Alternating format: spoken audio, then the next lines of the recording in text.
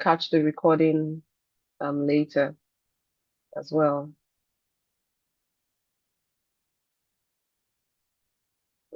I hope my internet is good. And then we press record here. Okay. You're welcome to the 21-day money mindset challenge with Patience Carew. I'm super excited to have every one of you here. It's my pleasure and honor to do this. My name is Patience Carew for those of you that are just meeting me for the first time. If you can hear me, let me know you can hear me. I'm seeing signs that my internet is unstable. So I just want to be sure that every one of you can hear me. We can Buki, hear can you. you hear me? Okay. Okay. So my name is Patience Carew. I'm a certified money mindset coach, a fellow chartered accountant, a financial professional, a businesswoman. And I have over 16 years experience in finance, investment management, consumer lending, financial advisory, and asset management. So if you're just meeting me for the first time, I'm super excited to have you join our ecosystem to learn about your relationship with money, your habits, your patterns, and of course, how you can start to make better money decisions to live much more intentionally and prosperously. So what I do is I help people heal their money stories, identify money blocks, and ultimately move on to develop better money habits that aligns with your goals. So some of the reasons you're not able to meet your financial goals has to do with the unconscious habits and patterns that you have or that you're not aware of around your finances. And I believe that money is not just about numbers. Money encompasses, or money is all over every area of our lives, right? So it's about our emotion, our identity, our purpose around our finances. As you know, money is so powerful. As much as we try to think that money is not all that, or maybe we're not materialistic, money has pervaded and permeated every area of our lives. And so we must pay attention to our relationship with it and start to claim the powers that we've handed over to money, start to claim it back in our lives. Okay, because over the years, of course, dealing with people and their relationship with finance and money and all of that, I've seen intelligent people. I've seen hardworking men and women. I've seen professionals, senior executives struggle with money. I've also seen accountants like myself. And just so you know, I'm also an accountant. So yes, I also do have a relationship with money. I've seen every one of this category of people struggle with money. And it's not because they don't have sufficient knowledge or maybe they're not well informed or they don't know. It's more than that. It has to do with the deep-seated beliefs and the patterns that they're holding on to that may have been formed in the early years of their lives. Okay, so of course, creating this program, coming up and teaching more on money coaching, showing up as a money coach is helping people bridge the gap between their financial knowledge and emotional freedom. That's the only way that you can align your finances with the other areas of your life. So yes, if you're wondering what patience is all about, that's what I do. And so I'm also open to speaking, corporate workshops, training on money mindset, financial wellness, emotional intelligence, group coaching, private coaching, masterclasses. I do that regularly. If you're looking to catch up on past classes I have held or webinars I have held, you can check on the link. I think my assistant will sometime during this workshop share the link to my YouTube or to our YouTube page, which is the Enlightened Money Coaching at P Carew. P is double P and P, double EECAREW. You'll be able to catch up our Mind Over Money series where I have taught on different aspects to our wonderful relationship with money. So yes, if you're just joining, you're welcome. Now, it's really good to see those of you that have turned up, and I'm hoping that the rest of you will turn up or catch up on the replay on YouTube. I want you to just take a moment to recognize that you are showing up today.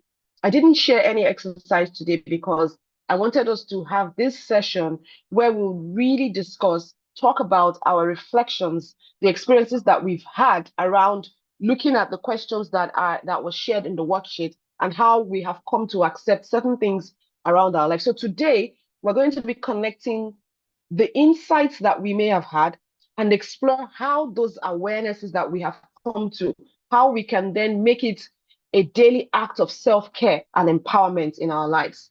Of course, you have explored your patterns. If you have done the worksheet, you have learned about money, you have queried some things, some ideas and some thoughts may have come to you.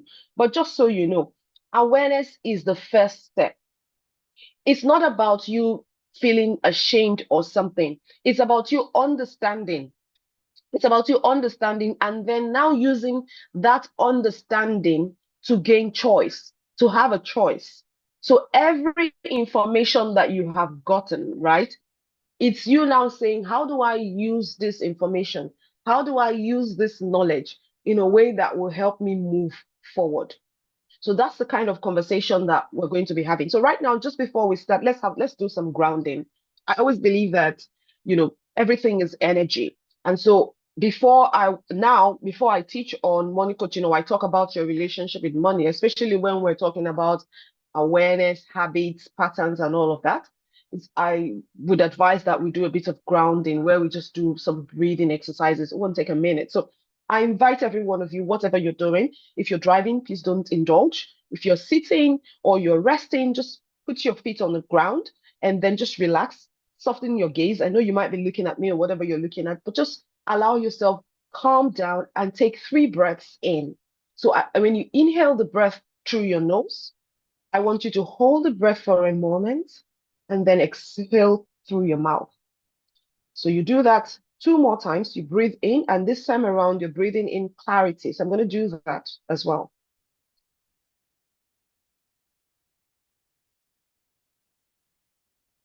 So you breathe in clarity, and then you breathe out any tension. Tension from work, from just whatever it is, or from the awareness that may have come to you. You take another deep breath in,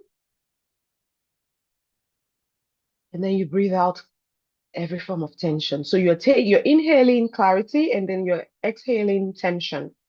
Now bring this awareness, this breath that you've taken in, let's bring that awareness to our current realities, to our life today. Let's bring it to our relationship with money. And let's think back to the last 7 days or to the past week and start to see, knowing what we know, start to see what our relationship with money is like. Just notice. This is just for you. Take that breath in, breathe out, and see what you have noticed. There's no right or wrong answer. Some of you may have looked at your bank statements. Some of you may have said, okay, I observe that in my statements, alerts come in just once a month, but on the debit side, there's so much going, there's so much outgoing, there's so much going out. What exactly is taking my money? Some of you may have noticed, but most importantly, and I want us to, open up here, what emotions did you notice that you associated with money? Just joining this challenge, looking at the worksheet, doing your reflections. What emotions did you notice or did you associate with money? I want someone to just share. What emotions did you associate with money? When you think about money, right? Do you feel excited? Do you feel calm? Do you feel anxious? Do you feel hopeful? Do you feel guilt? So I want someone to put a share. You can put it in the chat just to get us started. Okay, let me see what's in the chat. Oh, thank you, thank you. Oh, thank you. I feel free and functional. Awesome, awesome. One more person and then we'll move. Susan says, I feel free and awesome. If you're just joining, you're welcome. Thank you for joining. One more person and we'll move. Susan says, I feel free and awesome and functional. That's a good feeling to feel, trust me. Who else wants to drop? What emotion stood out for you? What did you notice? What emotions did you so for some of you, like I can see here, freedom and functionality is what you have associated. Madam Funke, goodness, Bukola, what did you associate with money? Just looking at this exercise. So here's how we're going to go on. I'm going to talk a bit about the days that we've looked at, and then I'm going to open the floor for you guys to, because this is a reflection exercise, and this session is for us to stay grounded in what we have done. And of course, answer questions that you may have. So yes, put your questions in the chat, draw my attention to it, or feel free to unmute yourself and ask a question. The whole idea of this challenge is to help you start to reset the attitudes, the beliefs, the habits, the emotions, the patterns that you're holding on to money, so that when you begin to do your vision for 2026, when you begin to decide, okay, these are the goals I'm setting, this is how I want to show up. Whenever those habits, those patterns are rearing their heads, you will be able to identify them. Like I said, if you're not able to identify something, how do you know the cause? How do you know the effect? And how do you change them? So you've got to become aware of all of this, okay? Thank you so much. Bukola says, I feel anxious sometimes. Awesome, thank you. Now, day one was about what is your money story. If you have ever listened to any of my programs or joined me anywhere, I always start with the origin of your relationship with money. I start with your money story. I say that a lot. Now, for those of you that may just be listening for the first time, your money story is the narrative that you carry around money, about money. It's the story, it's the script, right? And it can be unconscious, it can be conscious. And that story is what reflects or impacts how you earn, you spend, you save, you give, you donate. Everything you do around money, what you believe. So it's not just about numbers. And if you don't take anything from this 1 hour that we're going to be together, take the fact that your relationship with money is beyond numbers. It's about meanings. So the money really, your finances today is shaped by your upbringing, is shaped by your cultural background, your environment, how you were raised, your gender as a woman or a man, your life experiences as a whole, the beliefs, whether it is religious beliefs, social cultural beliefs, beliefs that have been handed over, all of them, all the identity that you have assumed for yourself, everything that you have internalized up until now is your money story. And that's what influences your financial decisions, your emotional responses to money. And then, funny enough, let me put this one out there,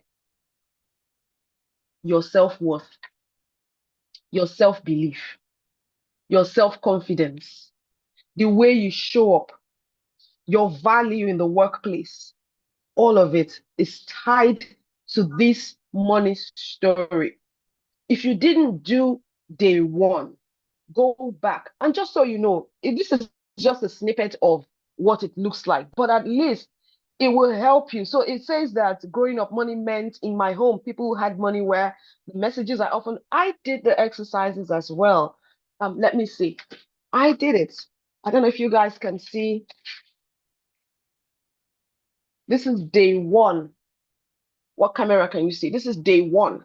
So very important that you are checking this, because the things that are standing between you and your financial freedom is a block, is an invisible barrier that you have to always bring down.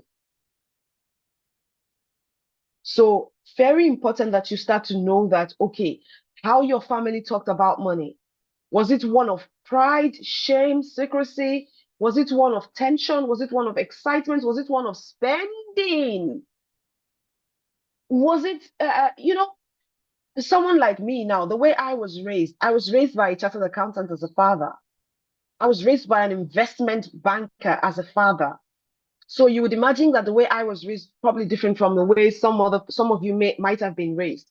I was introduced to savings, budgeting, all of that quite early in my teenage years. I remember as a teenager, I used to walk to the bank. My father would tell me, go and deposit your money in the bank.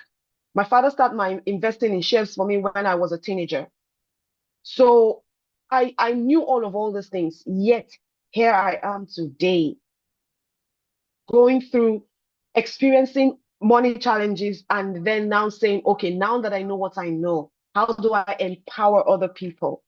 Because as accountants, people expect us to be so solid with money. But let me tell you the truth, and don't tell anybody I said so. We have so many accountants that are bad savers and are not so good with money as well. So this sensitivity has to go wide because it's beyond the practicality of money. Research has it that what we do with money is 80% our beliefs, our emotions. It's 80% irrational. We're not logical, we're not rational when we're talking about money. And so every time we make a decision around money, we only make it with just 20% of our minds or our thinking, right? So you've got to start to see where it's coming from. Some of you have been raised in homes where there was some level of insufficiency. Some of you were raised in homes where there was excess, or you middle class and all of that. Whatever it is, there's no shame, there's no good, there's no bad. What we need to focus on is how do we utilize all our experiences today to serve us? And that's the essence of this challenge. So you have neither experienced good, you have neither experienced bad. What do you now need to do to say, okay, this is how I've been working on? Like my sister was saying to me the other day, you just need to check what's working, what's not working, and then now decide what you need to tweak, what you need to stop, what you need to continue. That's it. That's it. So now, your childhood, your family influences, the parental modeling that you have. Some of you were raised by aunties, uncles, grandparents. All of it matters because you have picked up things in your early experiences that are now shaping your financial behavior as an adult.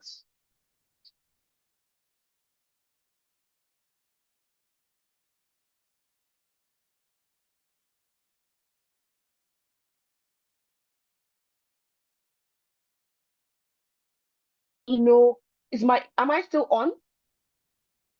Yes, stop. Loud and clear? Oh, yes, you're Oh, back. awesome. Yeah. Awesome, awesome, awesome. Some of you, so I was saying that some of you are shielded in very beautiful and warm homes where they didn't tell you about, they kept a lot of things hush hush. Everything was all nice and good and jazzy. And some of you were raised in homes where more poverty was the norm. Or some of you were raised in homes where you were even taught to budget and you lived, there are homes where things are very structured, where there's a budget for everything. If it doesn't fit into that budget, you're not doing it. All that are our childhood experiences. They are our early exposure to money. If you grew up so some of you grew up on the island. I remember growing up then. If you lived in Dolphin, you were living a wealthy life. When I remember those radio stations when people would call, I don't remember the station right now.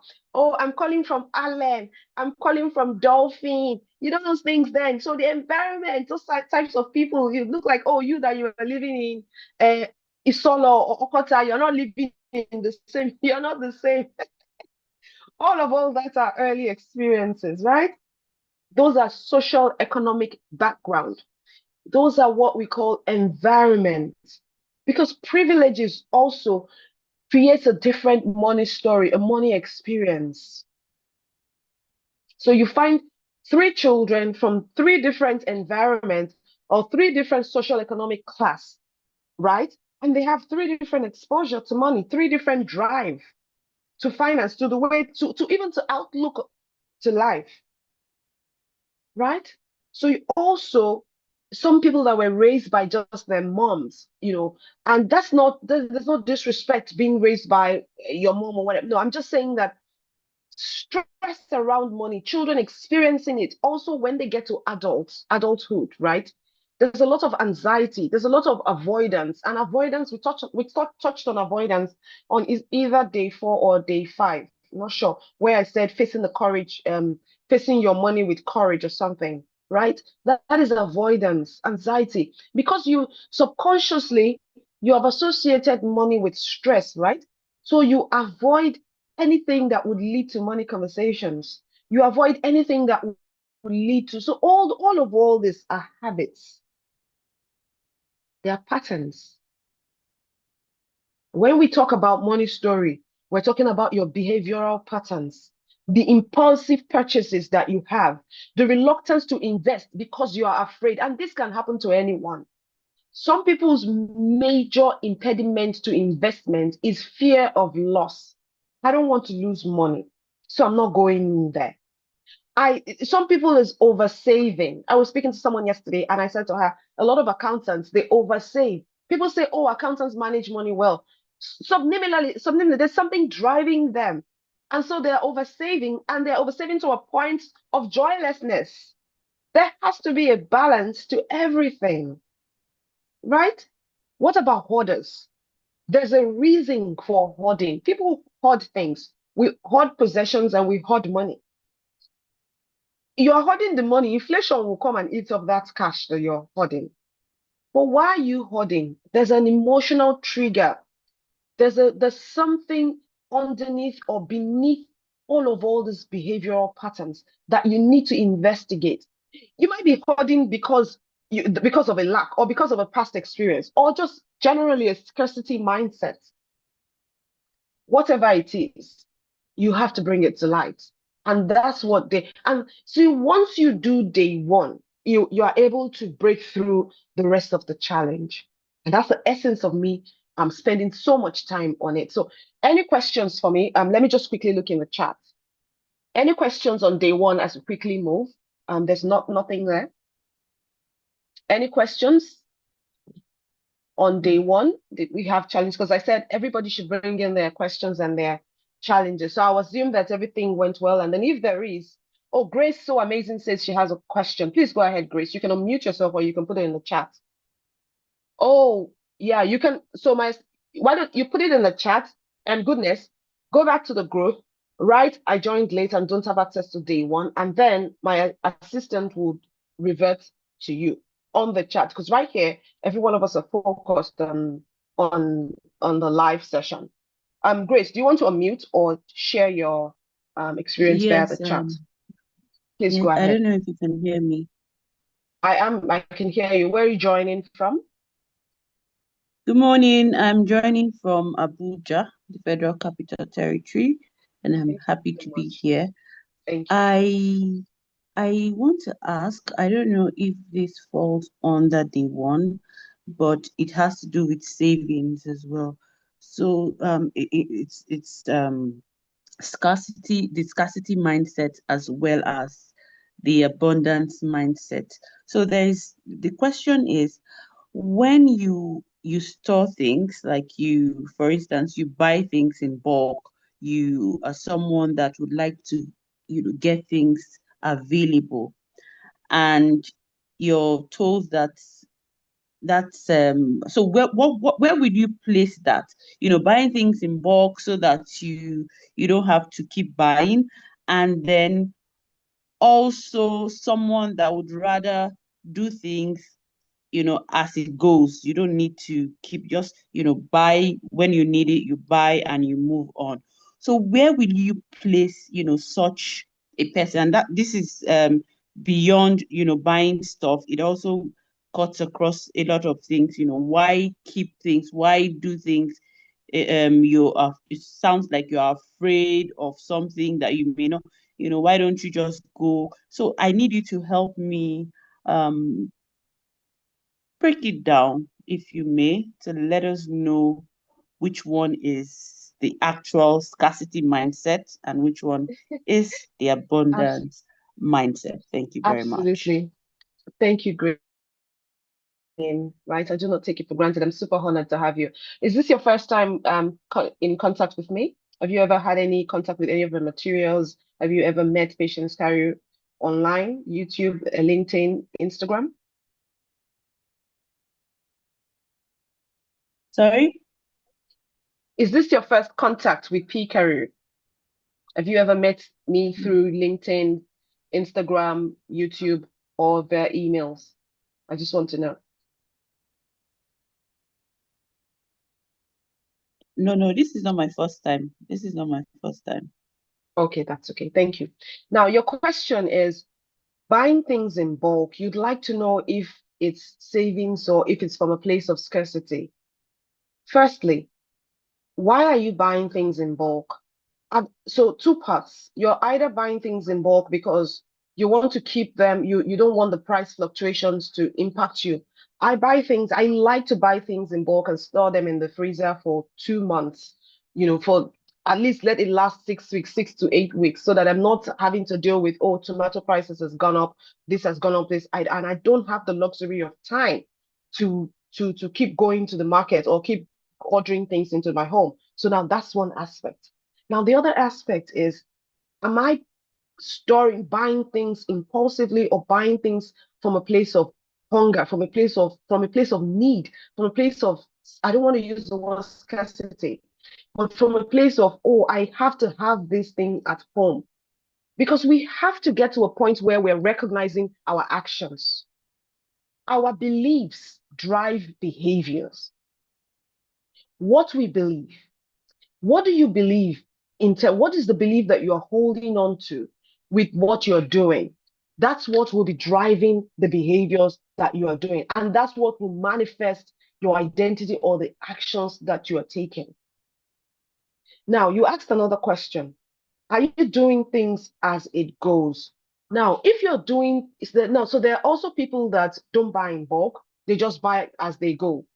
There's a category of those types of people. It might be that, and I was going to talk about the personality of those types of people. Now, some people, they don't realize it, but they're impulsive. They have in fact, they're both impulsive and compulsive. So they have those traits, those habits that they're not aware of. You're doing things as they go means that you're not taking time to plan. Anything that happens, anyhow we see it, we'll take it. Life is for the living. Only the living can praise God. You only live once.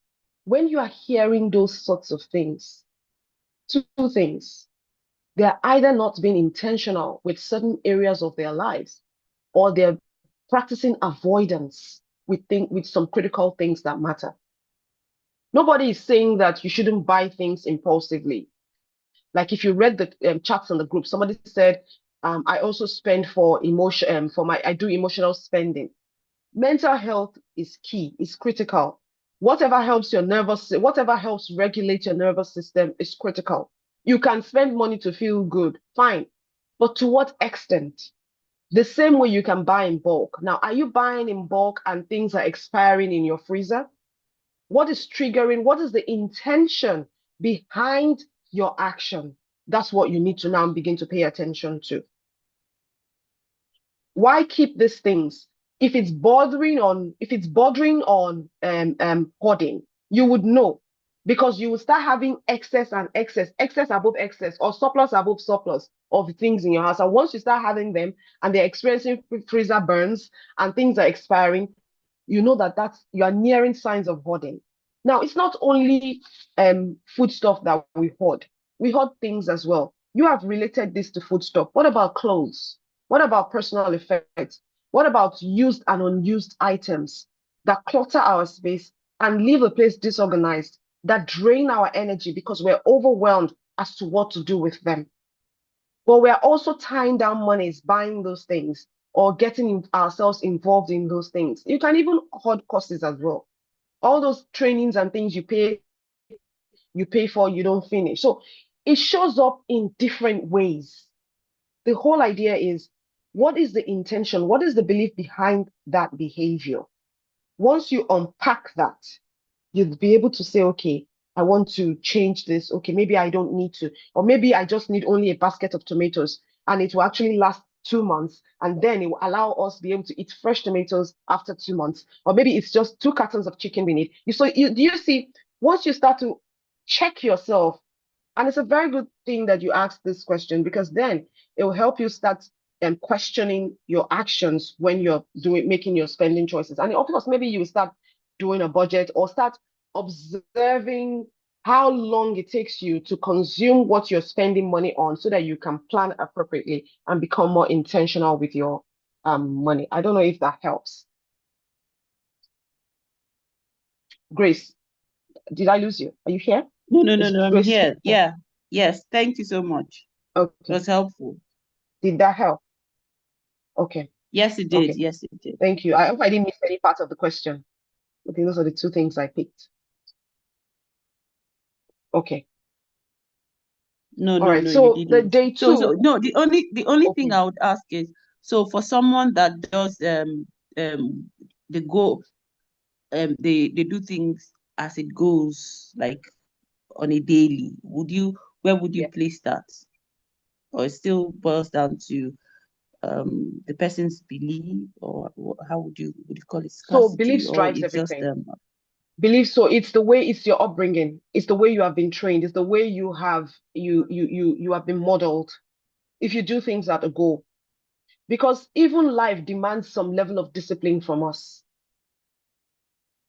Life demands some level of consistencies, and those are all of these things: discipline, consistency, resilience, willpower, planning, intentionality, purpose, all that. They are all inner laws to life, inner laws to success.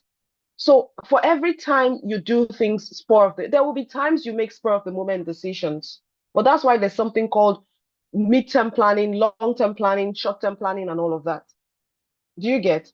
So as humans, there'll be times we have to make decisions on the spot, quickly. There'll be times, but with your finances, sometimes it's detrimental to your financial growth, to your financial independence, if you do not hesitate a little bit, if you do not practice delayed gratification, if you do not pause for a moment to say, why do I need to buy this? Why do I need to make this investment decision? Why do I need to make this donation? So you need to also take a moment to question your decisions as well. Every time you do spur of the moment, you're being impulsive, you're gambling away something. I don't know if that helps. So there's nothing wrong with you wanting to make decisions on the spot. I do it, everybody does it, but to what extent are you doing it? And if you're doing it, then you've got to pay attention to it. If you have ever, I don't know, have you ever taken my money archetype quiz? My money personality quiz? If you have taken it, there's a particular No. personality type called, there's a personality type, an impulsive personality type called the martyr and the fool. Not a foolish person, no. It's just a personality type. Now I have your name, I'll take it down, and then I'll reach out to you privately and I'll talk to you more about it. Is that okay? Thank you, Grace. All right, so let me quickly move to Yes, date. Oh, that's Buki, fine. you have a That's fine. question. Okay, thank you. Very good. Buki, you have a question. Please go ahead. Sure. Okay. Okay. Now this is about my money story, and I have this. Maybe I grew up with it. I have this old belief that says, "Oh, I can't afford that." And most times, I think growing up, it came from my mom, and I think the way it affects me now, it's more like I stay content in what I have. It's not like I'm not ambitious or anything, but I tend to stay content. Is this a it has it does it tend to be like a belief or all that is a negative belief? And how do I position myself to overcome such belief, to have more new empowering beliefs? Okay, Can you hear me? thank you, Buki. Yes, absolutely. I heard you loud and clear. Let me just ask you a question. What is your mom and your dad, what's their profession? My dad was an accountant, and my mom was a sales like a sales agent. Thank you very much. Let me say something. When, as children, right, when parents, the reason I asked for your parents' profession is because the language that your parents used around you growing up is manifesting, and that's what I shared earlier. That you hear, see, the beliefs that we have. Oh, very fantastic, Buki. I love this question you just asked. The beliefs that we have, we as adults right now, do you know how those beliefs are formed? They are formed through hearing and hearing and hearing and hearing over and over again.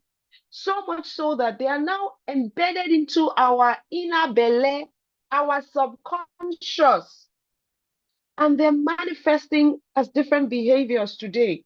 And we don't know. Beliefs are formed through spaced repetition over time. Very powerful, this question you just asked, Bookie. Now, your parents, right? What they did was they were speaking from their own reality. Things are not enough. We can't afford this. We have to save for this. And that was the reason I asked what your parents' profession were. Because parents, right, they at a certain point in their career, if they are born savers, and that's also dependent on the environment and what they have, what has been passed on to them, right? If they were born savers, they will be saving and they will be passing that saving mentality to them. And there's nothing wrong with saving. But a parent can save so much that a child gets confused as to the sense or the level of enoughness or scarcity in the home. So the child is not able to discern what is enough, what is not enough, because the parents are sending confusing signals. So much so now that as an adult, you are trying to stay safe. You are playing safe. It's a coping mechanism. So you don't want to hear, you get triggered by, I can't afford this, I can't afford that. So you stay content. You stay within a comfort zone. You are neither ambitious nor over ambitious. Now, that zone is just there to protect you. Now you're tired of it. Now you want to get out of it. And you're saying, no, it's not serving me anymore. I'm older now. I want more. The first step is the awareness. And that's where you are right now. To change those beliefs will take you now re-imprinting new ones, creating new beliefs. And those beliefs, we're going to touch it when we get to the part where beliefs are. It's very important that you've recognized one of the scripts that you picked. Now, at the time your parents were saying it, it was not negative. It's still not negative, but it's limiting you. For you to be bringing it up today, it's a limiting belief. It's like a block that you need to now rise above, that you need to crush. And just so you know, once you get over this one, another one will crop up. So keep getting prepared. So what I will equip you with is a strategy to keep rising above these barriers, these terror barriers that keep coming up. Okay, Bookie, so good work.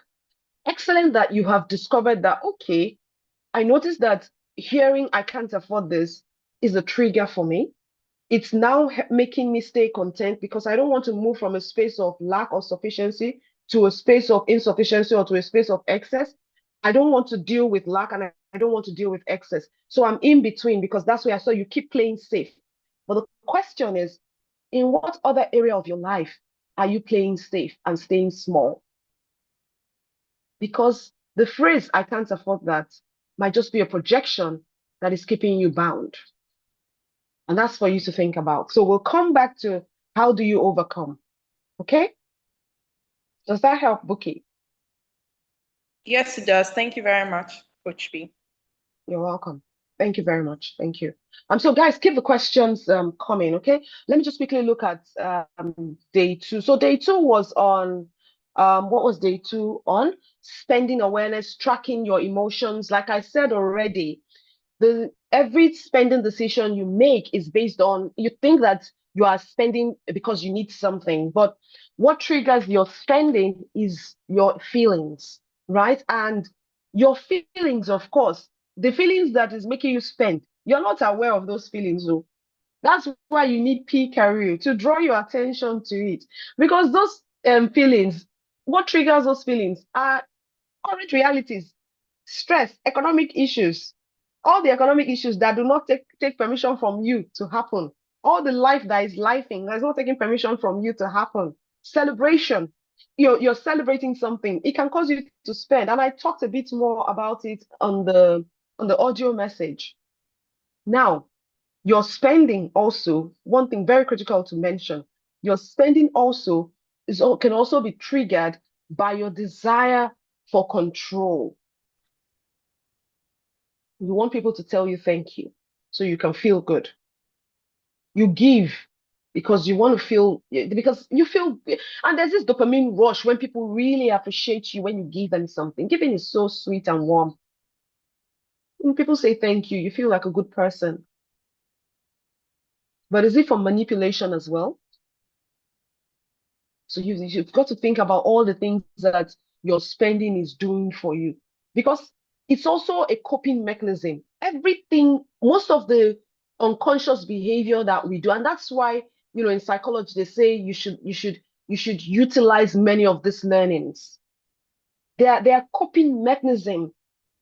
But if you don't now, the point we now need to get to is we now need to check how we are dealing with all of these things so that it doesn't lead to overspending. It doesn't lead to buyer's remorse. It doesn't lead to avoidance. It doesn't lead to lack of faith or challenges with our spirituality.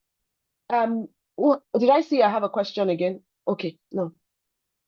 We don't want our stress to now cause us to go and be spending too much money. We don't want the loneliness we experience in our lives. We don't want fatigue, exhaustion, anxiety, envy, comparison, all these disempowering feelings to treat, or social media to treat. And please drop in comments for me in the chat so that I can also, because I might forget some points. So if I forget, just bring it for me. I'm looking in the chat. I have it right open here to help me recollect things, right? We don't want all of them to steal our joy, to drain our finances, because money is a leading cause of stress, isn't it? So we have to start tracking our emotional spending. And I believe that that was also shared in day 2. So you go back to the workbook and look at it. You've got to track what you consider your needs, what you consider your wants, what you consider impulse. See, when you open your statement for the month of October, you'll be able to tell what you're spending, what you've been spending on. You'll be able to tell if it is too much shawarma that is doing you. You'll be able to tell all that, because certain emotions, right, they are linked to your spending. Sometimes you're spending to feel good. Sometimes you're spending to relax, for having to decompress. So you've got to check your spending, because that leak leads to your loss of energy, loss of time, loss of focus, loss of identity. Remember at the start, I told you that money is linked to every area of your life. So you have to ask yourself, for every time I spend, what am I feeling? What am I hoping to get from this purchase? And those questions should be in the workbook. Right now, I talked on something very critical around them spending. And I think one of it was I talked about the 24-hour pause during spending. And so let me quickly flesh that a little bit. Now, when you do impulsive spending, it means that you are making unplanned purchases. And I told you that many of the purchases that you make is usually driven by your emotions, by the way you feel, whether you want to feel convenient. Yes, I do it. I don't want to cook. I order food. That's for convenience. Is it cheaper? No. Does it make me feel good? Yes. Is it functional? Yes.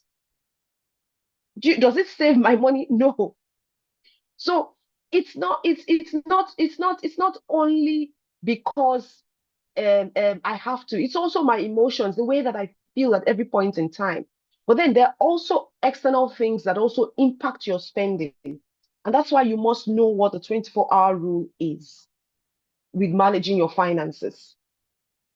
If you did day 3, I think that should be day 3. Let me just quickly check. Facing your finances. I think that should be day 3. Yeah, that's day 3. Yeah. So facing your finances. So what's the 24-hour rule about?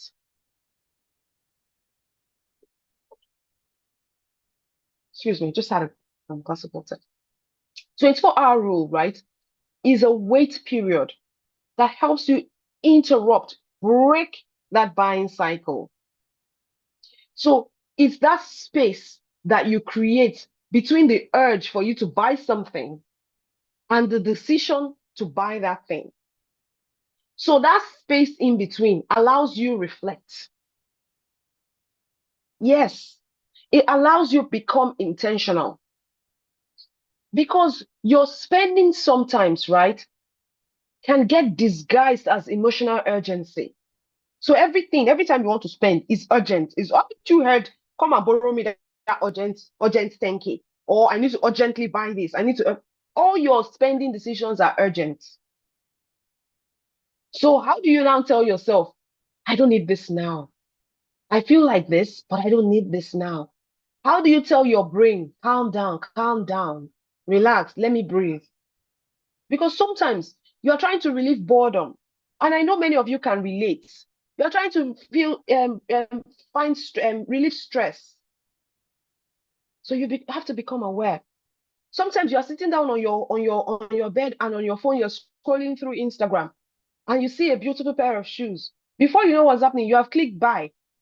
After 2 days, the shoe is going to be there, but you'll be experiencing buyer's remorse. Or you're buying something because your friends are doing it, or you're going out, everyone's ordering food. Who am I? I don't want to look cheap. So you spend. Now that's emotional spending linked to peer pressure, social pressure.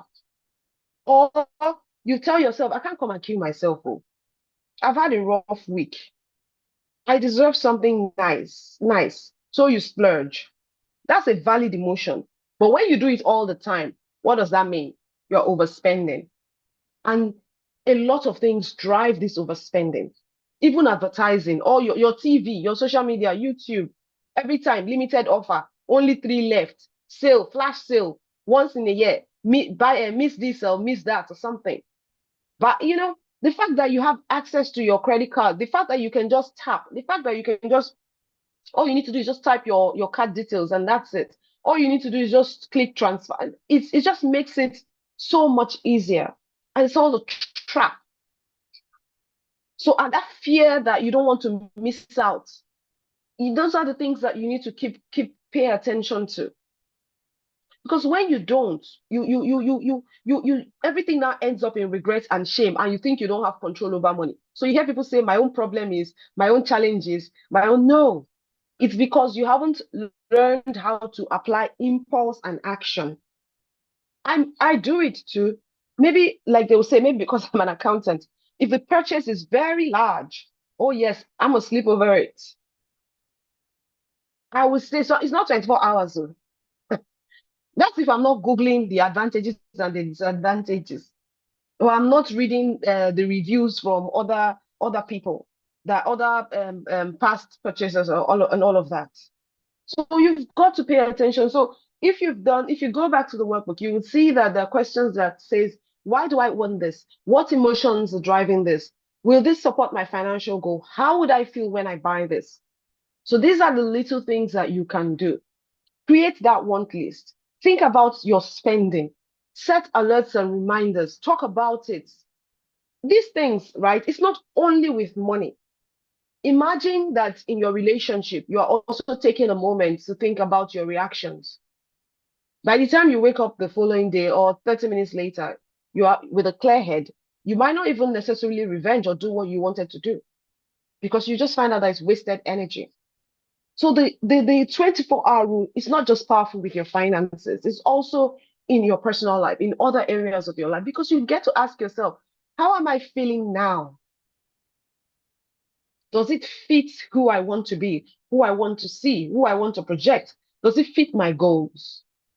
And then, of course, you are then now making a decision after from a place of clarity, from a place of calm, from a place of confidence, not from your irrational emotions, not from the urge to spend, not from impulsivity.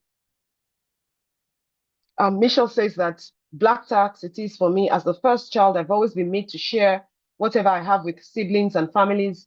In academics, I felt the pressure emotionally. Now I'm grown, it crept into my finances.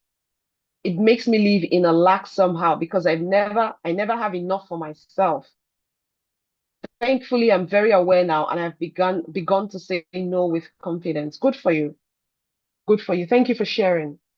So day 4 was about facing your finances with courage. And I talked on avoidance. And I'm sure you've been hearing me talk about avoidance. And I've told you that avoidance is you protecting yourself. We all do it.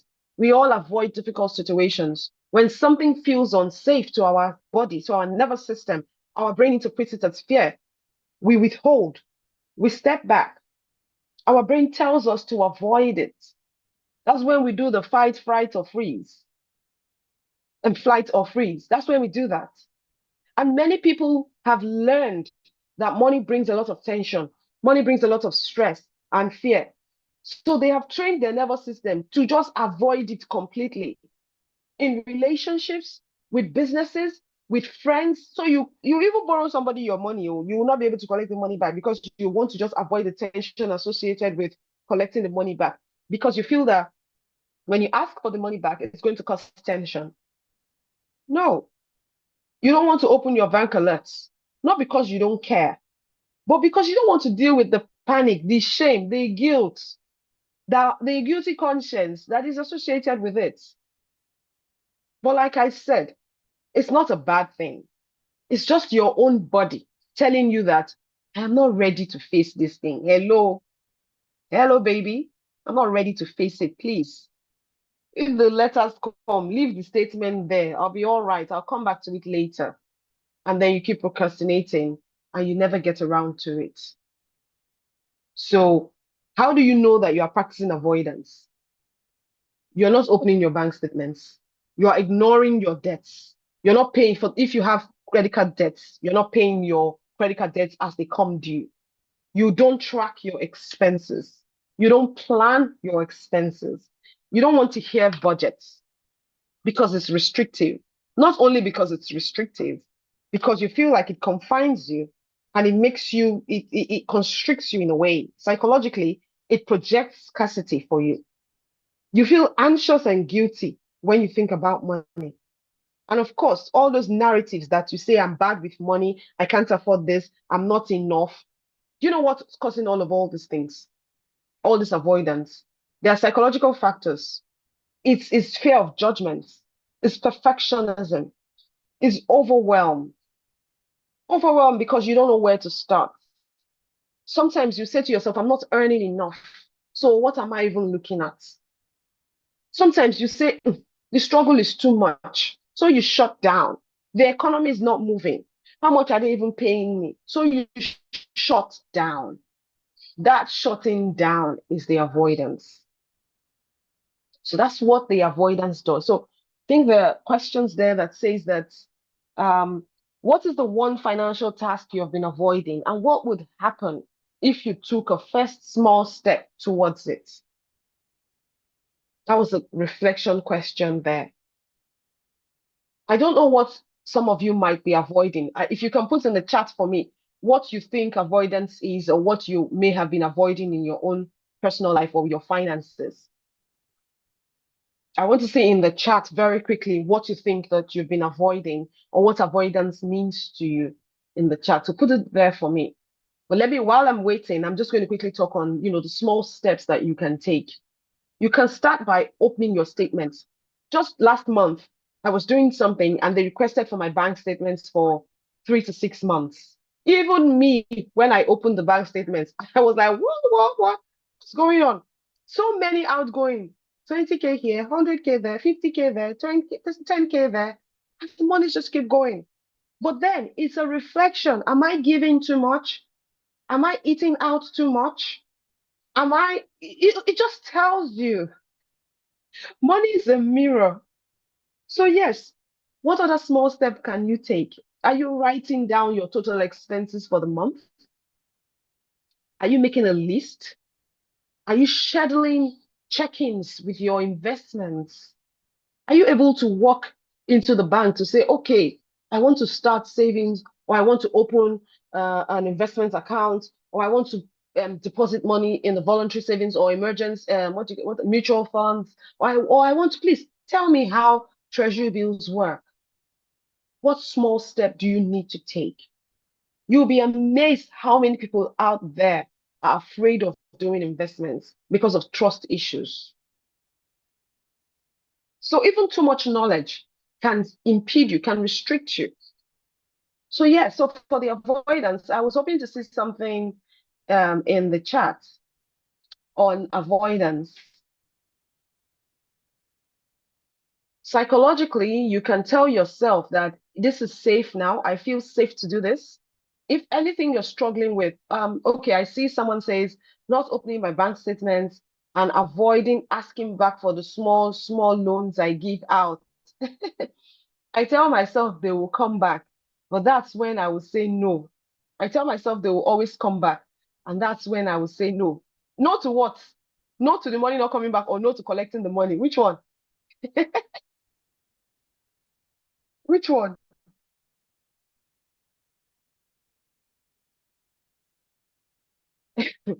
Anyways, so another thing I wanted to also bring to our awareness is, oh, no to giving out another loan, but I will always give.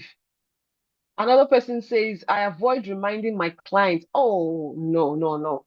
I avoid reminding my clients when their payment is due. I always tell myself that they will remember. Oh my God. No, no, no, no, no, no, no, no, no. No. So we have to become aware of all this. So this is very important, right? Because when you, how do you survive then? Right? There's something inside of you that is not on board with collecting, with receiving. You have to master the art of receiving. You have to be open to receiving, because that's when you get the confidence to ask graciously. So you have to ask and receive.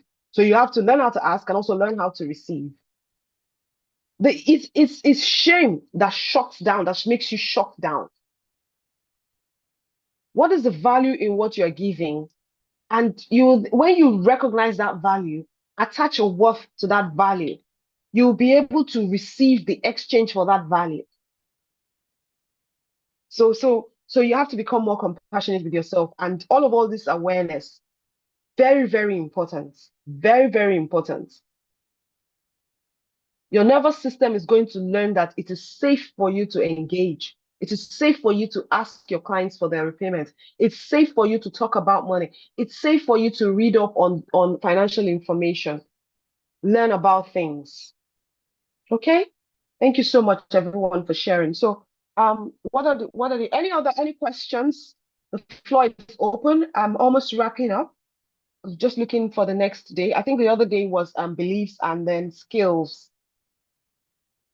We've talked about impulse, facing our finances, which is in avoiding, and then beliefs, and then skill is my currency. Fantastic. If there are any questions, please put in the chat for me. There was a question that I asked in one of the challenge. I don't know if you guys saw it. I said, if money could talk, what would it say to you right now? Yeah, we saw it. Yeah. Who wants to talk about that? If money could talk, what would it say to you right now? Who wants to talk about that? Let me speak. So for Okay. me, I thought Okay. money would say, yeah, well done. You have been saving a lot. Well done. Maybe now you should try and expand us, invest, and try and grow us. Maybe take a little risk with us. Let's see what we can get out of this. I will surprise you. Just take the risk. I'll surprise you. That's what I think money is saying. And I'm like, then you can also negatively surprise me, Abby. Oh, Yeah. awesome. So that's what I think money is saying. Thank you. Awesome. Thank you so much for sharing. Thank you. Who else? Who else? One more person. This is so interesting. Money conversations are not encouraged generally. Many of us have grown up in homes where we don't talk about money. Money is a taboo. Money is materialistic. Money is for you can't be you. You don't want to. It's worldly, right? So now confronting um issues around money, around your self-worth, your whole and your being, and talking about money as though it's a human, it's very powerful. It means that you are rising above it. So one more person who wants to share what if money could talk, what would it say to you right now? Money would tell me, Patience, you're doing amazing. What would it say to you right now?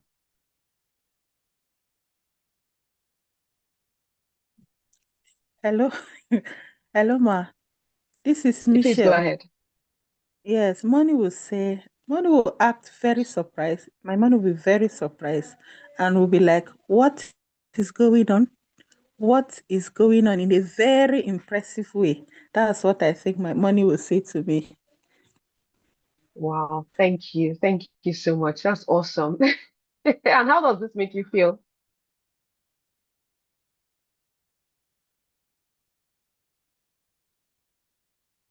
How does this make you feel?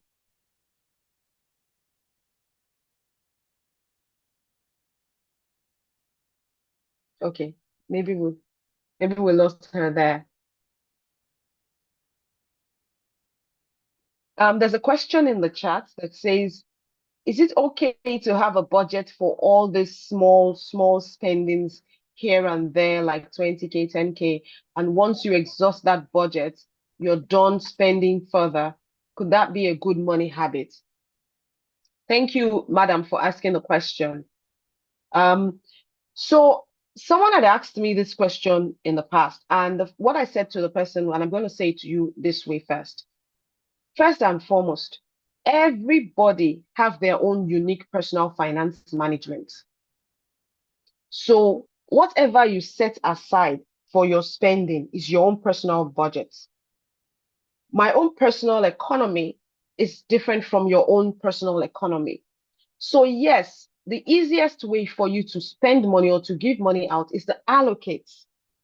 Small spendings, like you call it, what is the category of that spending? And if you cross that threshold, you say no. So I was saying to this older client of mine who was complaining that she gives a lot of money out, like she helps her family and all of that. And I said to her, you earn so and so, you earn this much. Why don't you set aside or cap this much, this amount of money, hypothetically, assuming it's 150,000 naira? Set this 150K aside. Once you crush it, write the list of the people that you have given. The remaining people on that list, they should wait till the next month. So if they wait, all the remaining expense heads should wait till the next month. And then you continue that cycle. That way, you are not threatening, you are not affecting, you are not interfering or interrupting your savings goal or whatever plans you have for other areas of your life. So once you exhaust that budget, you're done. If I am done giving money out, the money that I allocate for the month, except it's an exigency, except it's an emergency that I cannot help, that's the end. You wait till the next month. But say I'm just giving because the Lord loves a cheerful giver. You're going to wait till the next month, till the list rotates back to you. Because you're not going to die without me. And I'm not Jesus. I don't know if that helps. So yes, that can be a good money habit for you, depending on what your own personal economy looks like. So the most important thing for you to recognize is, okay, this is what I earn. This portion is what I allocate to giving. This portion is what I allocate to spending. This is for my discretional spending. This is for my savings. This is for my future. This is for, you do all of that. If you're not able to do that, still decide the portion that you will give out so that the remaining money can be for you to live your life holistically. I don't know if that helps. Okay, thank you very much. She said savings goal. Thank you very much. So that helps. Okay, so very interesting. We talked on belief. I think we're on day 5. So we're just going to do day 5 and day 6 so that we can wrap up. We talked on day 5. Day 5 was beliefs. Now, I talked about beliefs at the start.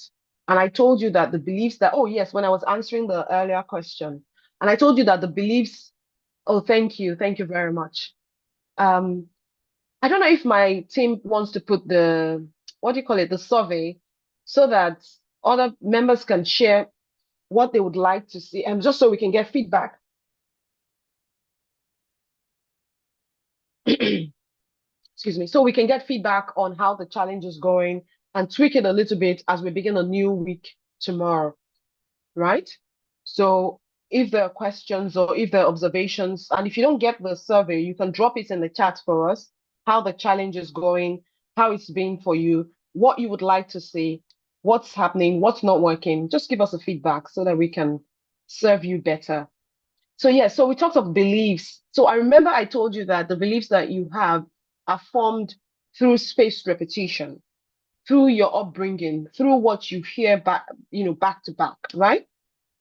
So when you say things like, I'm not just good with money, I can't afford this, people like me never make it or never get there, or those are beliefs.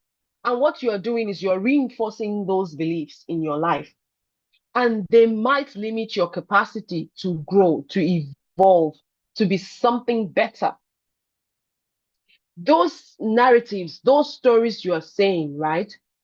Even remember, I said that many of them, you inherit them. They are unconscious and they shape the way you think. They shape the things you believe you deserve, the way you price yourself. Someone puts in the chat that I'm not able to charge my clients or collect my monies from my clients. The way you price yourself, the way you handle money with your partners, your suppliers, your vendors, the services, the professional services that you render, the risk that you take, the opportunities you notice but miss, or the ones you even take, all that are wrapped in your beliefs. So the essence of this exercise, right, is to raise your awareness. So you're not going to start blaming the beliefs that you hold on to. Absolutely not. Rather, you're going to start to consciously decide whether those beliefs are still serving you or they're not serving you. For instance, one of the earlier participants that spoke said that I can't afford that. Now, that is a narrative that is still reverberating in her head. So she now needs to decide, do I still deserve to hold on to this narrative, or is it time to let it go?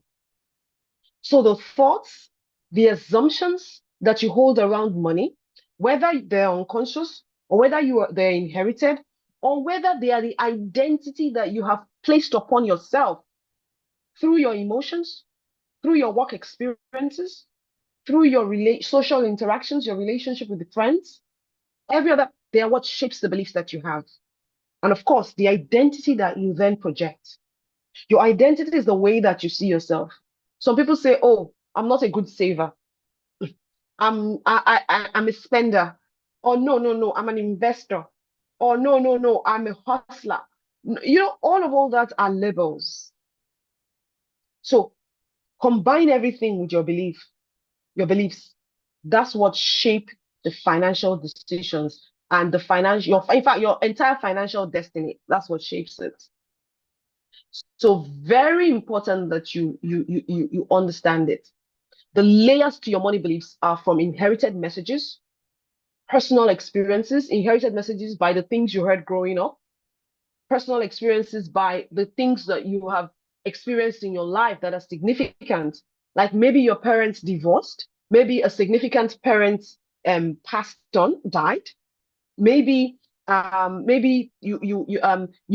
was a time in your family or in your life where there seemed to be enough or surplus, and all of a sudden things didn't go the way that they should, and your economic situation changed.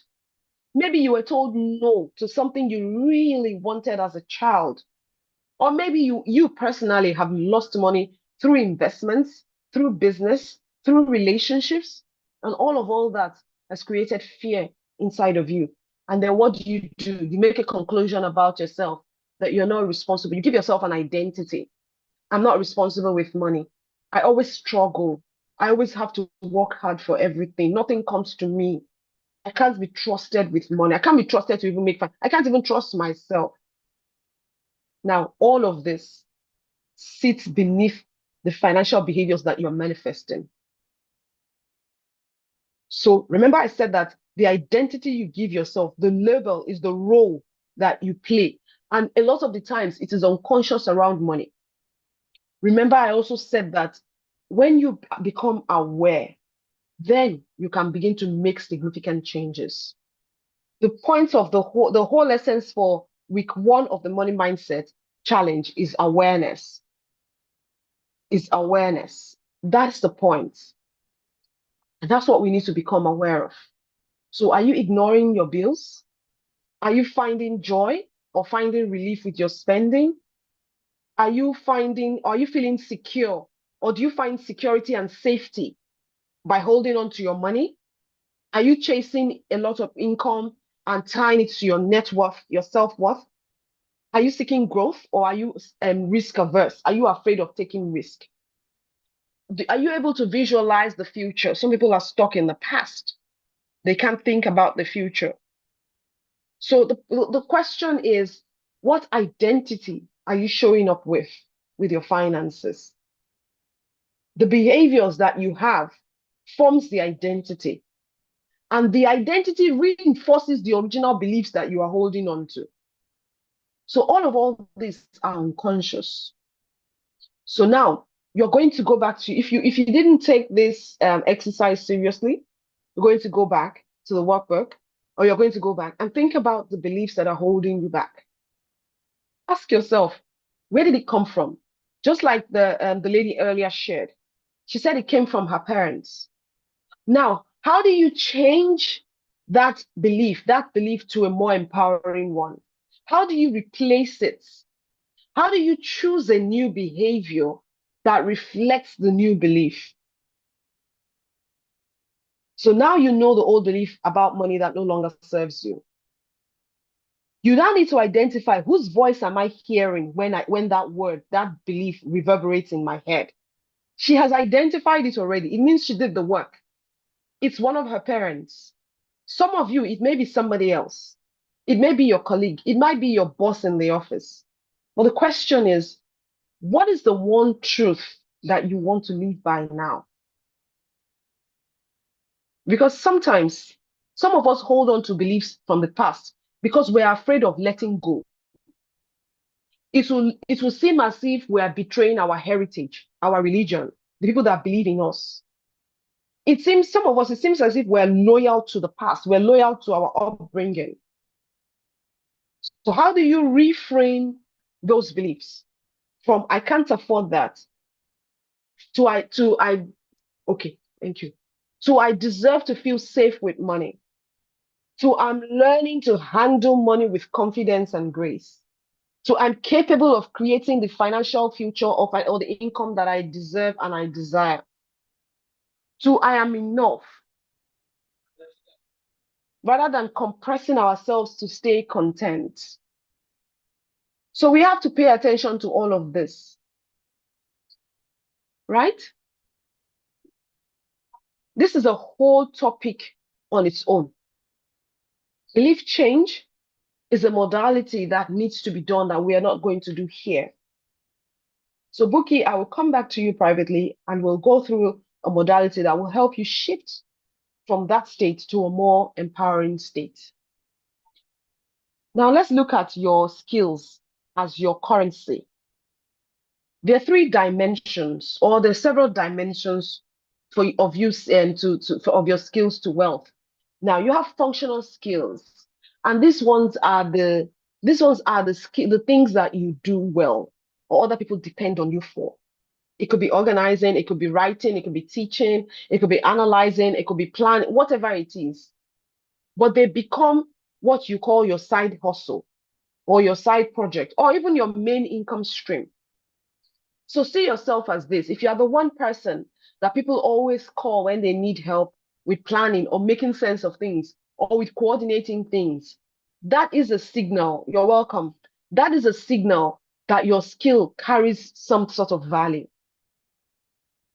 What about emotional skills? Some people have the gift of patience, the gift of listening, the gift of wisdom. When they open their mouth, they are like sages. Their words empower. They have the discipline to do things, to follow things through. Project managers, they have this emotional maturity that sort of supports their financial lives. If you can stay calm under pressure, if you can stay resilient, if you can handle difficult conversations, negotiating is one of your skills. Go and rest. You just need to learn how it's done. Go and learn the principle within the model of doing the job properly and start to monetize it.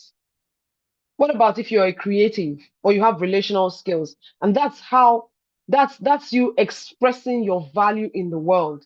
All of those graphic artists, all those stylists, all those storytellers. See, I go on LinkedIn now. There are storytellers on LinkedIn. Storytelling is a marketing tool, it's a marketing methodology. right? It's everywhere. You go to a doctor's office, the doctor's ability to use anecdotes, to use personal experience, to use lived experiences, to use stories, to ease the calm and tension in sharing the news or your diagnosis to you is a skill. And these skills open doors to new opportunities for you. So many people underestimate how far their skills, their creative ability can take them. So that disconnect stops you from connecting connecting with your creativity and monetizing it. Even building trust in yourself. Because if you don't trust yourself, you don't trust your capacity, how will you create wealth? You can turn these skills to money by either going to work for someone, either freelancing, offering your service directly to clients, using different platforms, Fiverr, Upwork, whatever, or even teaching. Someone was asking in the group, what do I do with teaching? You can create online courses. You can go and learn English language as a second language and find countries, find institutions that need that skill. Some people do surveys online. Some people do research work online. Coaching programs, workshop, you can teach. I'm teaching right now and you're here. And many of you are going to be listening on YouTube as well. Turning your skills to products, content creation. If you can solve a problem, you can earn from it. Simple, end of talk. We're not talking about it anymore. If you can solve a problem, you can earn from it. And I think in the worksheet, there's also a skill inventory map where you talk about, you identify the skill, how to use it, how you can earn from it, and the one action you're ready to take. So now, if you haven't done it, use this opportunity to think about it. The skills you use at work, the skills you use at home, the skills you enjoy, and the skills other people value in you. Which of them can you generate income from and reduce your expenses? Right? So I think that that answers that. And then any question, because we're all wrapping up soon. Any question? I think the last one was money as a self-care. So any questions for me as we almost wrap up this session? Any questions, any observations, reflections? I'm just looking in the chat to see. Thank you, Mish, for sharing the survey feedback form. Any questions? Any observations? Or you go back and you do the exercise. And I think day 7 was about seeing money as self-care. So how you handle money, of course, it mirrors the way you handle yourself. Remember, I told you that money, is pervaded every area of your life. So your time, your energy, your emotions, it reflects how you handle money. And remember, I also told you that money is emotional.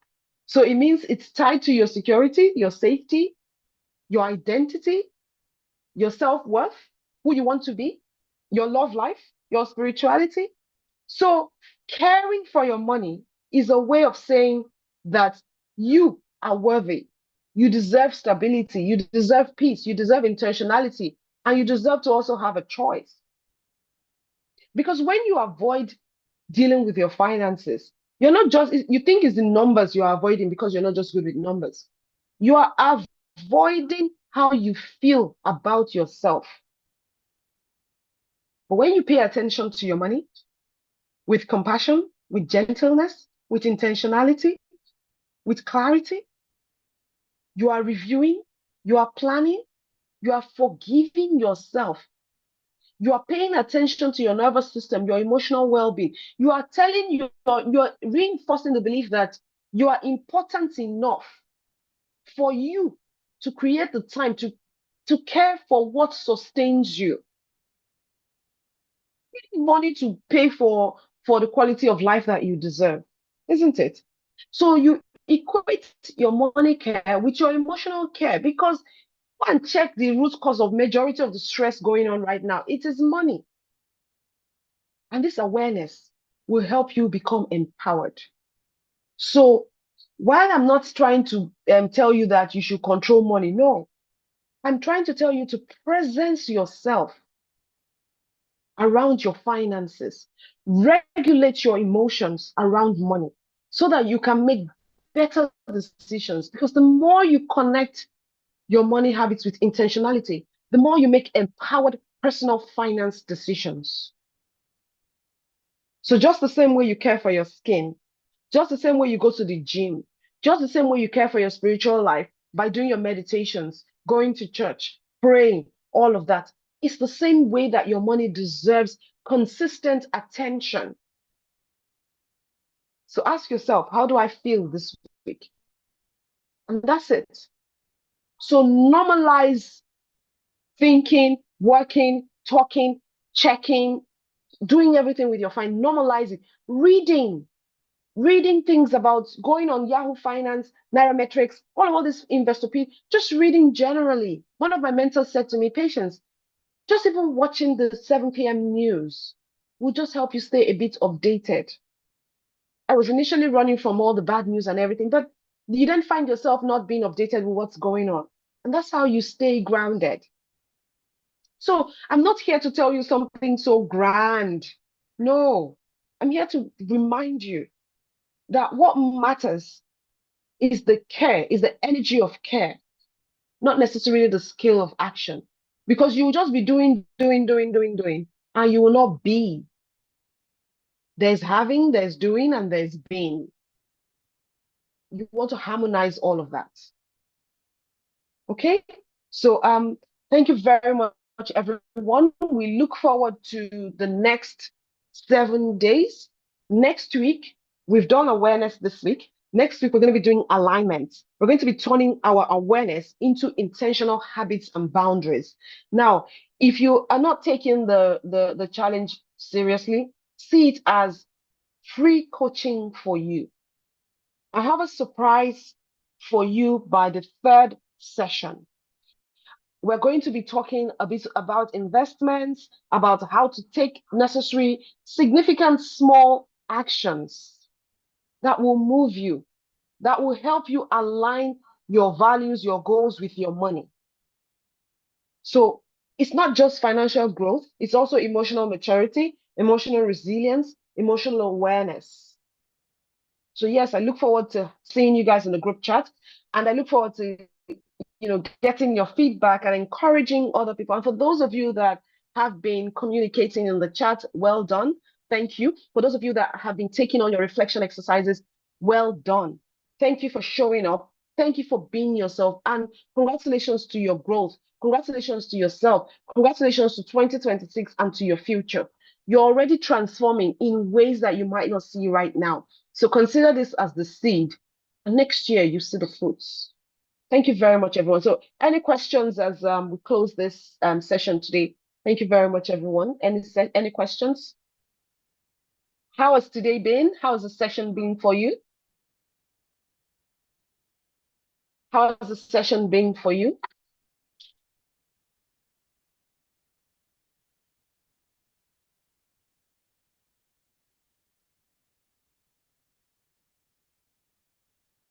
Enlightening. Thank you very much. How has it been? All of you here that have joined today, how has the session been?